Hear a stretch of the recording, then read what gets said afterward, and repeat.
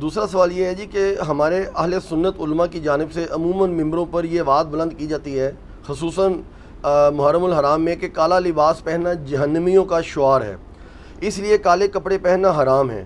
آپ اس حوالے سے کیا فرماتے ہیں؟ اب تو میرا خیال ہے یہ معاملہ بڑا ٹھنڈا ہو چکا ہے ہماری ویڈیوز کی برکت سے، اللہ کا شکر ہے۔ اب تو یہ ایسی باتیں رہی نہیں ہیں کہ کالا لباس جو ہے جہنمیوں کا ہے، یہ تو کسی حدیث میں نہیں ہے، کوئی حدیث ہی نکال کے لے آتے، یہ بزرگوں نے فرمایا ہوا ہے، اور بزرگوں کا بابوں کا دین اور ہے اور کتابوں کا اور۔ ہم نے کئی دفعہ یہ چیز بیان کی ہے کہ اس کو کسی فرقے کے ساتھ منسوب نہ کریں، اور فرقے کی دشمنی آپ کو یہاں تک نہ لے جائے کہ آپ سنت کا مذاق اڑائیں۔ صحیح مسلم میں حدیث ہے کہ اسماء بنت ابی بکر نے نبی الاسلام کی وفات کے بہت عرصے کے بعد ایک دفعہ ایک کالا جبہ نکالا اور کہا کہ یہ نبی الاسلام کا کرتا ہے، کسروانی طیالسی، پرشین امپائر کا کالا جبہ۔ اس کو کالا اس لیے کہا جاتا ہے کہ پرشین امپائر کا جبہ کالا ہوتا تھا، طیالسی، جیسے سندھی اجرک سرخ ہوتی ہے، اس کے ساتھ سرخ رنگ بولنا نہیں ضروری ہوتا۔ سندھی اجرک سے آپ کو یلو یا نیلا نہیں دماغ میں آئے گا، سرخ ہی آئے گا۔ کسروانی طیالسی، صحیح مسلم الفاظ نکالا اور کہا کہ یہ نبی الاسلام پہنتے تھے، اس کے بعد حضرت عائشہ کے پاس تھا، ان کی وفات کے وقت میں نے ان سے لے لیا، ہم اس کا دھون مریضوں کو شفا کے لیے پلاتے ہیں۔ ٹھیک ہے، نبی الاسلام کے صحیح تبرکات۔ کالا جبہ، اغلاف کالا کعبہ جو ہے وہ کس کلر کا ہے؟ بلیک۔ تو اس کو میرا خیال سنیوں کو چاہیے وائٹ کروائیں تاکہ شیعہ سے جان چھوٹ جائے۔ اللہ کے گھر کے کپڑے جو ہیں وہ کالے ہیں، یعنی جنمیوں والا لباس ہے نا اللہ تعالیٰ کے گھر کے اوپر، نعوذ باللہ، تو کالا ہے۔ اور غلاف کعبہ اسلام سے بھی پہلے کا چل رہا ہے، نبی اسلام نے اسے انڈورس کیا ہوا ہے۔ غلاف کعبہ اس زمانے میں بھی چڑھتا تھا، صحیح بخاری میں حدیث موجود ہے۔ غلاف کعبہ کالا، نبی اسلام کا کرتا کالا، نبی اسلام کی پگڑی، بخاری مسلم میں آتا ہے کہ نبی اسلام، صحابہ کرام کہتے ہیں جمعے کے دن ہم نے ان کو دیکھا کالی پگڑی پہنی ہوئی تھی، اور صحیح مسلم میں الفاظ ہیں فتح مکہ کے دن نبی اسلام جب مکے میں داخل ہوئے تو کالے کلر کی پگڑی آپ کے سر پہ تھی اور 2 شملے تھے جو آپ نے دائیں بائیں کندھے پہ چھوڑے ہوئے تھے، پگڑی بھی کالی۔ اچھا، کالی کملی سنی ہوئی ہے؟ بے شک۔ تو یہ کالی کملے والے نعت کیوں لکھا ہوا ہے؟ اگر کالا لباس جہنمیوں کا لباس ہے تو نبی الاسلام کی چادر کیوں کالی تھی؟ وہ تو میں نے آپ کو حدیث کے ساتھ سنائی نہیں، صحیح مسلم سے کہ اما عائشہ کہتی ہیں کہ نبی الاسلام نے ایک منقش چادر کالے رنگ کی اوڑھی تھی، حسن ابن علی، حسین ابن علی، فاطمہ اور سیدنا علی رضی اللہ عنہ مجمعین وعلیہم السلام مجمعین کو اپنی چادر کے نیچے لے کے آپ نے کہا انما یرید اللہ لیذھب عنکم الرجس اہل البیت ویطہرکم تطہیرا۔ کہیں اسی بغض کے اندر نہ کہتے ہوں کون؟ یہ کالی چادر کے اندر نبی نہیں، نبی الاسلام پہ صرف ٹکر نہیں لیتے، ابھی تک تو مسلمان اس لیول پہ نہیں گیا۔ انجانے میں ان کو یہ پتہ نہیں ہوتا کہ وہ ٹکر کس سے لے رہے ہیں، جیسا کہ مسلمان جو دن رات جھوٹ بولتا ہے اور قرآن کی تلاوت بھی کرتا ہے، وہ جب وہ قرآن میں پڑھتا ہے لعنت اللہ علی الکاذبین تو خود اپنے اوپر لعنت بھیج رہا ہوتا ہے، لیکن اس کو یہ پتہ نہیں ہوتا کہ وہ اپنے پہ لعنت بھیج رہا ہے، ورنہ تو یہ آیت اسکپ کر دے یا جھوٹ بولنا چھوڑ دے۔ تو یہ انجانے میں کر رہے ہوتے ہیں۔ ہمارا یعنی کام ان سے نفرت کرنا نہیں ہے، ان کو بات سمجھانا ہے کہ یار خدا کے لیے ان چیزوں کو اس طریقے سے پریزنٹ نہ کرو، اگر یہ کرو گے اور آپ یہ لیم ایکسکیوزز رکھو گے تو پھر نقصان ہوگا، پھر آپ اولو العلم قائما بالقسط نہیں ہوگے، سچائی پر مبنی نہیں ہوگے۔ تو اب آپ دیکھ رہے ہیں، اور پھر یہ ایک اور انہوں نے کہا ہے وہ جی ٹھیک ہے جی کالا لباس پہن سکتے ہیں لیکن کوشش کریں محرم میں نہ پہنے۔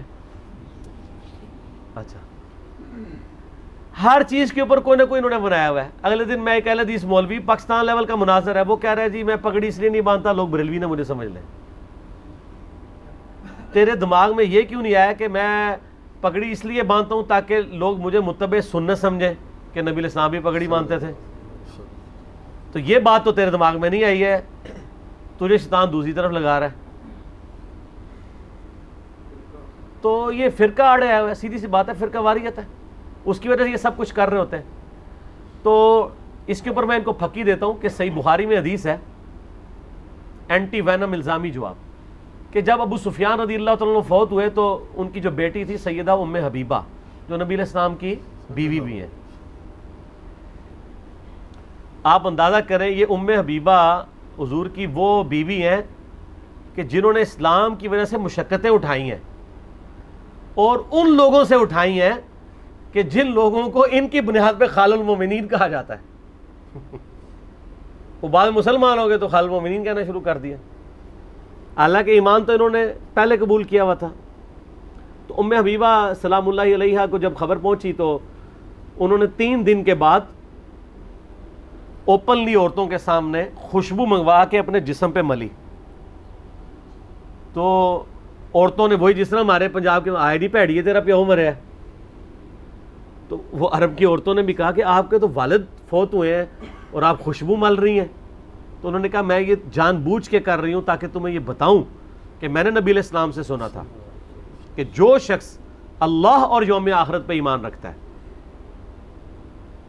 جو عورت، اس میں عورت کے الفاظ، اس کے لیے جائز نہیں کہ 3 دن سے زیادہ کسی میت پہ سوگ کرے سوائے اپنے خاوند کے 4 مہینہ 10 دن. تو چونکہ میرا باپ مرا تھا تو 3 دن کے بعد سوگ ختم. اچھا، سوگ ختم ہونے کے لیے، سوگ کو ختم کرنے کے لیے خوشبو ملنا یہ ضروری تو نہیں تھا.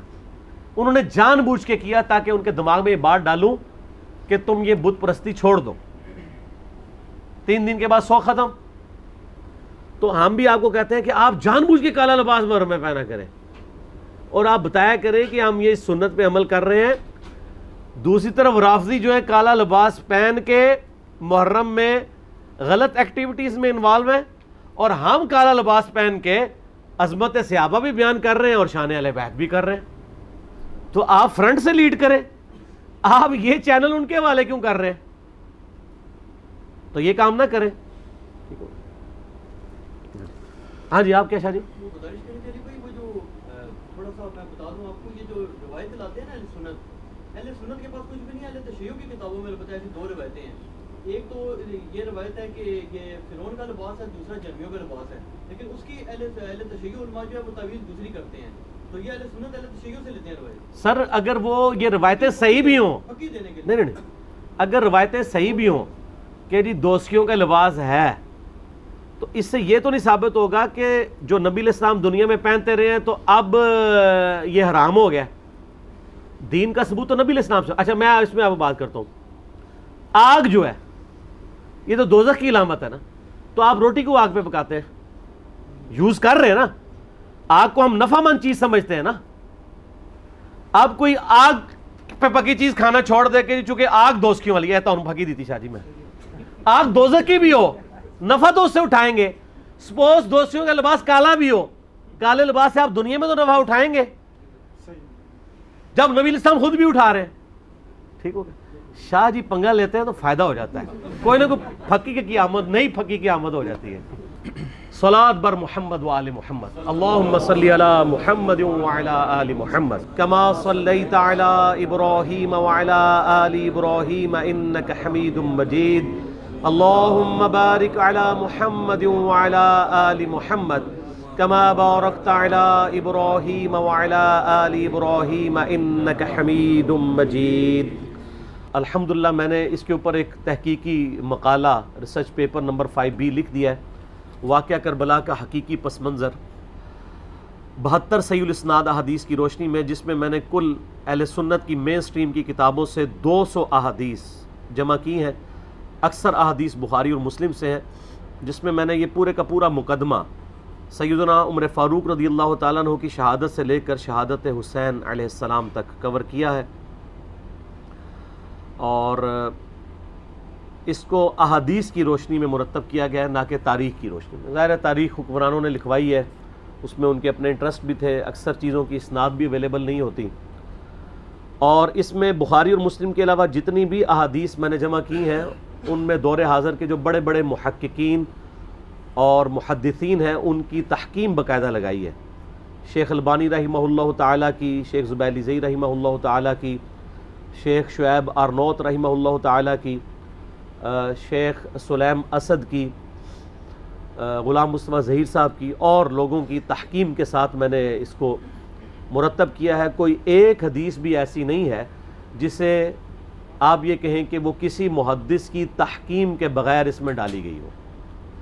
یہ ضرور ہو سکتا ہے کہ کسی کو کسی معاملے میں اختلاف ہو، لیکن ایسا نہیں ہوگا کہ کوئی حدیث ایسی ہو کہ جس کو سارے بالاتفاق جو ہے وہ مردود یا ضعیف یا موضوع سمجھتے ہوں، ضرور کسی نہ کسی نے اس کی تصحیح اور تحکیم کی ہوئی ہوگی صحت کے اعتبار سے۔ اس کو میں نے سٹارٹ کیا ہے خلفائے راشدین کون سے ہیں، اس سے آغاز کیا ہے اس ریسرچ پیپر کا۔ اس کے بعد پھر میں نے جو جنگ جمل صفین اور نہروان ہوئی، شہادت عثمان والا ایشو ہوا، اس کو کور کیا ہے، صلح حسن کو کور کیا ہے، یزید کی ولی عہدی کو، اور الٹیمیٹلی سیدنا حسین ابن علی رضی اللہ تعالی عنہما وعلیہم السلام کی مظلومانہ شہادت کو صحیح الاسناد احادیث جو اہل سنت کی کتابوں سے ہیں اس سے کور کیا ہے الحمدللہ۔ تو اس لیے آج میں جتنی بھی احادیث بیان کروں گا کوسچنز کے دوران آلموسٹ ساری اس میں اویلیبل ہوں گی۔ آپ یہ ریسرچ پیپر ہماری ویب سائٹ ahlsunnatpak.com سے فری ڈاؤن لوڈ کر سکتے ہیں PDF، واٹس ایپ گروپس میں رابطہ کر کے منگوا سکتے ہیں، اور اگر ہارڈ کاپی آپ نے منگوانی ہے تو ہماری اکیڈمی کا نمبر ہے +92 کے کوڈ کے ساتھ 32159000162، پاکستان سے کریں گے تو 032159000162۔ صبح 9 سے لے کر آلموسٹ اب تو مغرب تک کھلا ہوتا ہے، پورا دن۔ اللہ کا شکر ہے کہ ہم نے اس کے اوپر اب باقاعدہ ڈیوٹی لگا دی ہے، ہمارے ابرار الحسن بھائی جو ہیں وہ ان کو ہم نے اسپیسیفائی کیا ہے، اس کے علاوہ بھی عثمان بھائی بھی کبھی کبھار سن لیتے ہیں، ندیم بھائی بھی۔ آپ نے یعنی اکیڈمی میں آنا ہے درس سننے کے لیے یا ریسرچ پیپر فری منگوانی ہے ڈاک، تو یہ بھی ریسرچ پیپر، اس کے علاوہ 8 ریسرچ پیپر، یہ ٹوٹل 9 بنتے ہیں، اور 3 اذکار کارڈ ہیں، صبح شام کے سنت اذکار، فرض نماز کے بعد کے سنت اذکار، اور جادو ٹونا وبائی امراض اور قدرتی حادثات سے بچنے کے سنت اذکار۔ یہ ٹوٹل 12 کا پیکج ہے جو ہم فری ایک سیٹ سب کو بھیجتے ہیں، آپ منگوا سکتے ہیں۔ ایک سے زیادہ سیٹ منگوانے ہو تو نو پروفٹ نو لاس کے اوپر، بلکہ تھوڑے سے لاس کے اوپر ہی ہم لوگوں کو بھجوا دیتے ہیں۔ کوشش کیا کریں سافٹ کاپیز کے ذریعے ہی کام چلائیں، آج کل چونکہ سافٹ کاپیز کا ہی موڈ ہے، آپ کسی کو اس کا اسکرین شاٹ لے کے شیئر بھی کروا سکتے ہیں۔ تو یہ ریسرچ پیپر خود بھی پڑھیں۔ محرم دعوت کا مہینہ ہے، ربیع الاول شریف دعوت کا مہینہ ہے، رمضان شریف دعوت کا مہینہ ہے۔